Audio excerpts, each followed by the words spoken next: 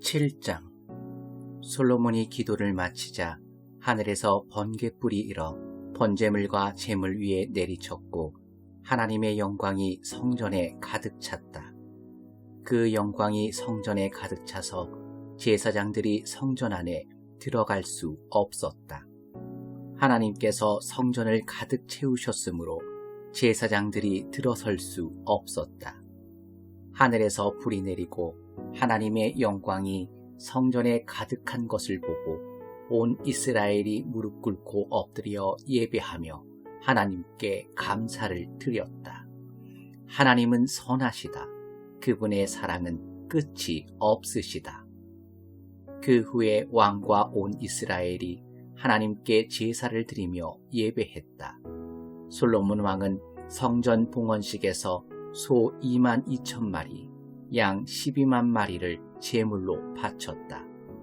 제사장들은 맡은 일에 따라 모두 제자리에 섰고 다윗이 하나님을 높이는 사랑의 찬송을 노래하고 연주하도록 준비한 레위인 찬양대와 악기 연주자들도 모두 함께 있었다.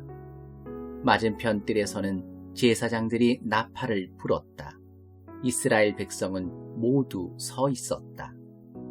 솔로몬은 하나님의 성전 앞뜰 한가운데를 거룩한 장소로 구별하고 거기서 번제물과 곡식제물, 화목제물의 지방을 바쳤다.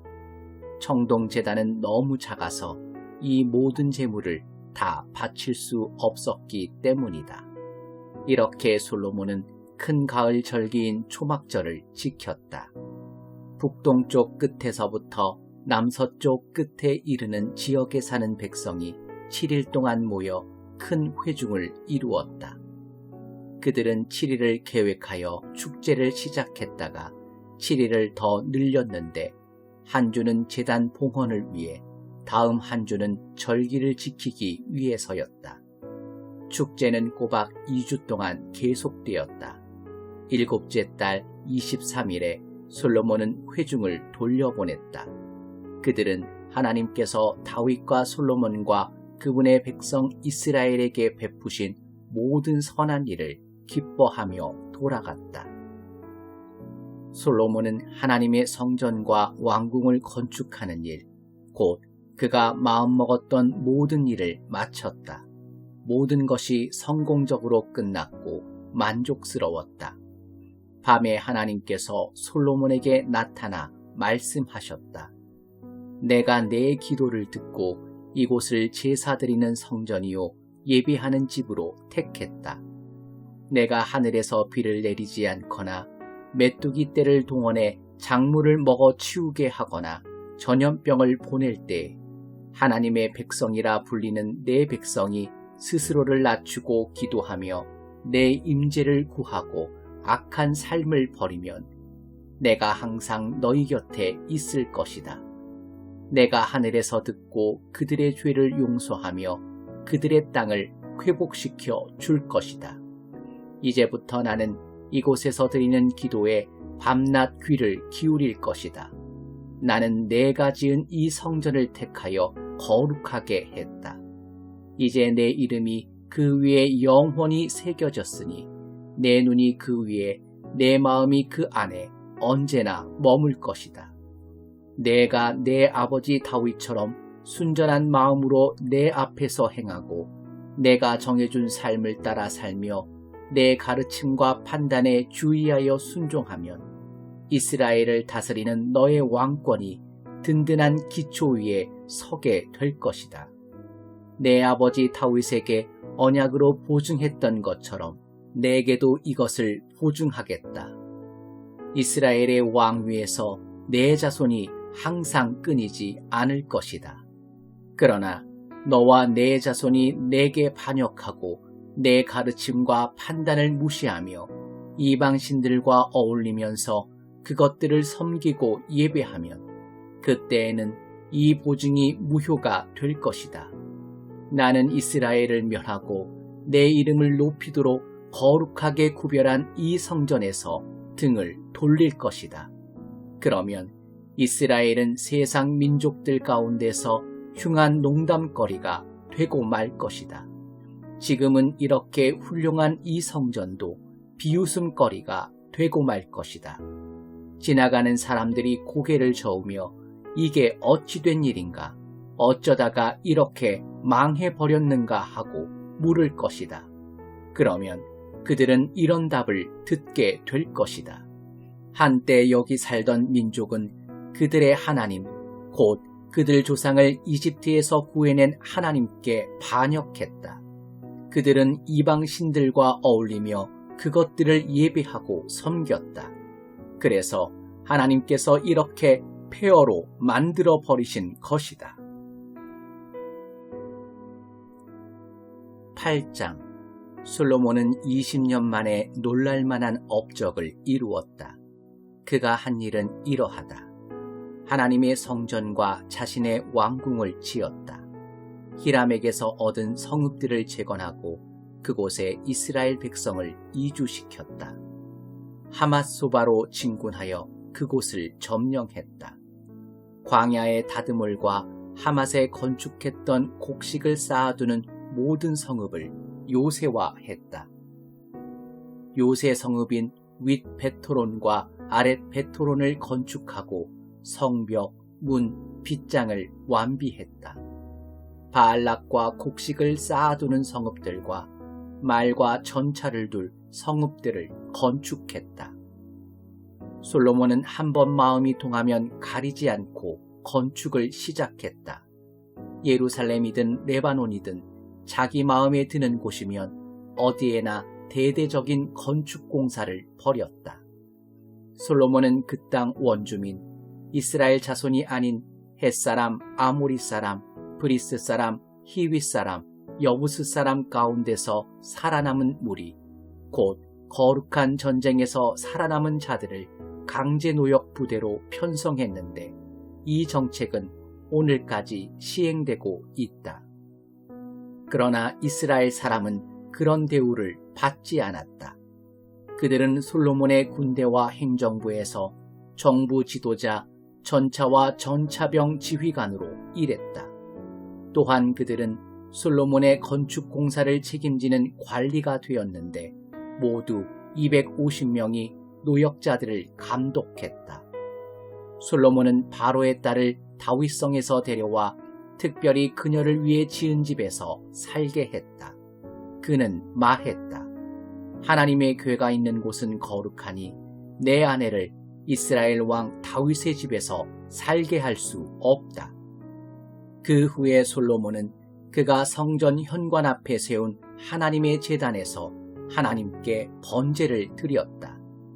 그는 모세가 정해둔 정기 예배 일정에 따라 안식일과 초하루 그리고 3대 절기인 무교절과 칠칠절과 초막절을 지켰다. 또 아버지 다윗이 정한 규례대로 제사장을 세워 예배 직무를 수행하게 했다. 그리고 레위인들을 임명하여 하나님의 찬양대를 이끌고 매일 예배를 드릴 때 제사장들을 돕게 했다. 그는 또 문지기들을 임명하여 강문을 지키게 했다. 이것은 하나님의 사람 다윗이 명령한 일이었다. 제사장과 레위인과 재정관리자들은 왕이 내린 지시에 따라 국고를 비롯해 세세한 부분까지 그대로 고치지 않고 지켰다. 하나님의 성전 착공에서 준공까지 솔로몬이 마음먹었던 모든 일이 마침내 완성되었다. 그 후 솔로몬은 에돔 땅 해변의 에시온게벨과 엘라스로 갔다. 히람이 그에게 배 여러 척과 숙련된 뱃사람들을 보냈다. 그들은 솔로몬의 사람들과 함께 동아프리카의 오빌로 항해에서 금 15톤을 실어다가 솔로몬 왕에게 바쳤다. 9장. 스바 여왕이 솔로몬의 명성을 듣고는 어려운 질문으로 그의 명성을 시험해 보기 위해 예루살렘으로 찾아왔다. 그녀는 수행원을 잔뜩 거느리고 향료와 많은 금과 값진 보석을 낙타에 싣고 호화롭게 예루살렘에 입성했다. 그녀는 평소 관심 있던 온갖 주제를 논하며 자신의 생각을 솔로몬에게 모두 이야기했다. 솔로몬은 그녀가 내놓은 모든 주제에 답했고 어떤 질문에도 말문이 막히지 않았다. 솔로몬의 지혜를 직접 경험한 스바 여왕은 그가 지은 왕궁, 잘 차려놓은 식사, 멋있게 줄지어선 왕궁 관리들, 단정하게 차려입은 시종들, 술잔을 맡은 관리들, 그리고 하나님의 성전에서 아낌없이 번제를 드리는 정성스런 예배를 보며 그 모든 것에 감탄했다. 그녀는 왕에게 말했다. 모두 사실이었군요. 왕의 업적과 지혜에 대한 명성이 내 나라에까지 들려왔는데 이제 모두 확인했습니다. 내가 직접 보지 않았으면 믿지 못했을 것입니다. 사람들의 말이 과장이 아니었군요. 왕의 지혜와 기품은 내가 상상한 것보다 훨씬 뛰어납니다. 왕 밑에서 일하는 사람들은 날마다 왕 곁에서 지혜로운 말을 직접 들으니 얼마나 복됩니까? 당신을 총애하셔서 왕으로 삼으신 당신의 하나님을 찬양합니다. 그분이 당신을 왕으로 삼아 공의로 질서를 유지하게 하시고 소중한 백성을 보살피게 하신 것은 이스라엘을 향한 그분의 사랑에서 비롯된 것임이 분명합니다. 그런 다음 그녀는 4.5톤가량의 금과 수많은 향료와 값비싼 보석을 왕에게 주었다.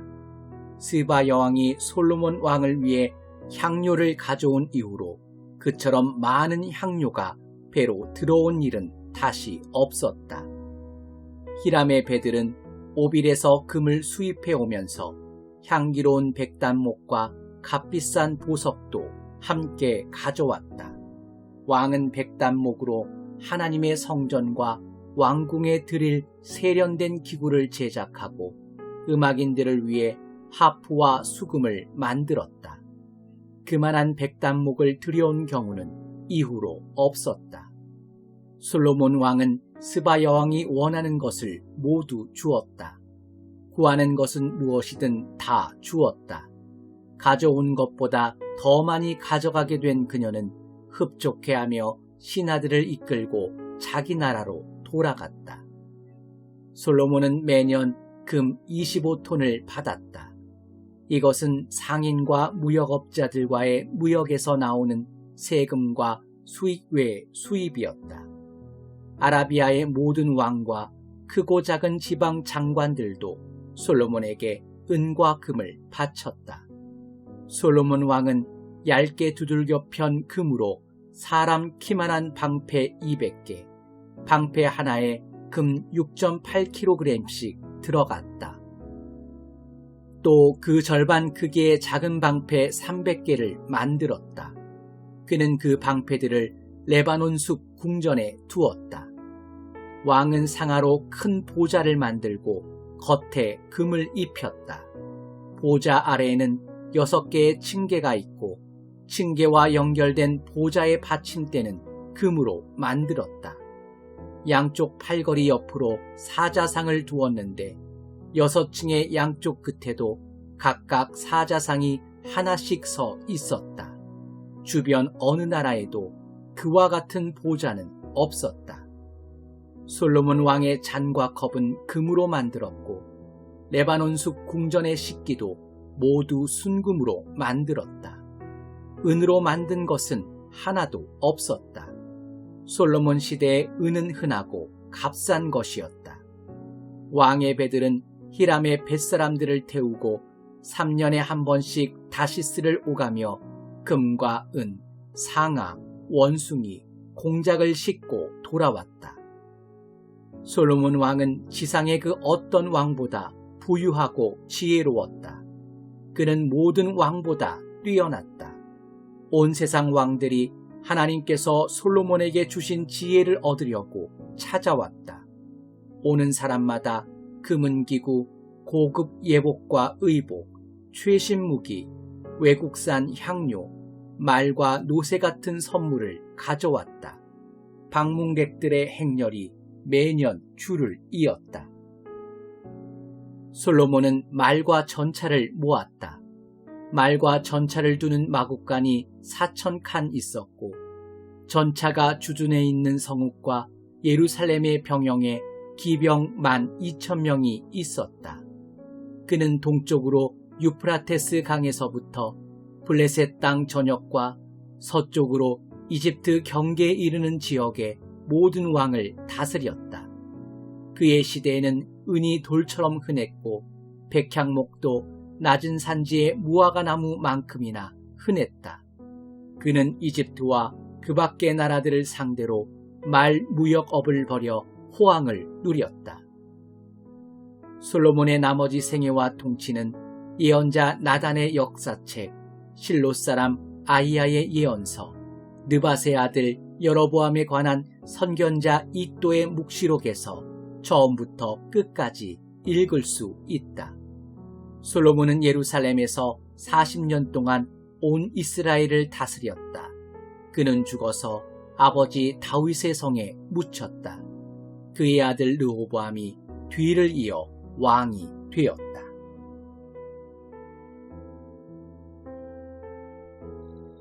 10장. 르호보암은 세겜으로 갔다. 온 이스라엘이 그를 왕으로 세우려고 그곳에 모여 있었다. 당시 솔로몬을 피해 이집트에 숨어있던 여로보암은 솔로몬이 죽었다는 소식을 듣고 돌아왔다. 이스라엘이 불러낸 여로보암과 온 이스라엘 사람이 르호보암에게 가서 말했다. 왕의 아버지께서 등골이 휘도록 우리에게 일을 시켜 삶이 아주 고달팠습니다. 이제 좀 쉬게 해주시고 우리의 짐을 가볍게 해주시면 우리가 기꺼이 왕을 섬기겠습니다. 르호보암이 말했다. 생각할 시간이 필요하니 사흘 후에 다시 오시오. 그래서 백성은 돌아갔다. 르호보암 왕은 그의 아버지가 살아있을 때 조언을 구했던 원로들과 의논했다. 그대들의 생각은 어떠하오? 내가 백성에게 뭐라고 답하면 좋겠소? 그들이 말했다. 왕께서는 이 백성이 종이 되셔서 그들의 필요를 잘 헤아리고 긍휼을 베푸시며 원만히 이를 해결해 나가십시오.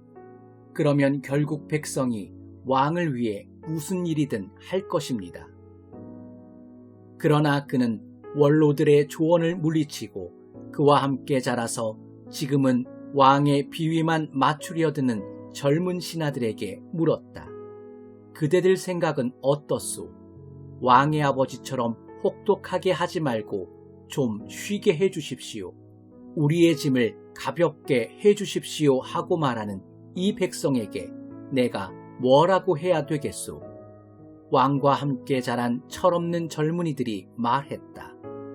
왕의 아버지께서 우리에게 너무 심하게 하셨으니 짐을 가볍게 해주십시오 하고 불평하는 이 백성에게 이렇게 말씀하십시오. 내 새끼손가락이 내 아버지의 허리보다 굵다.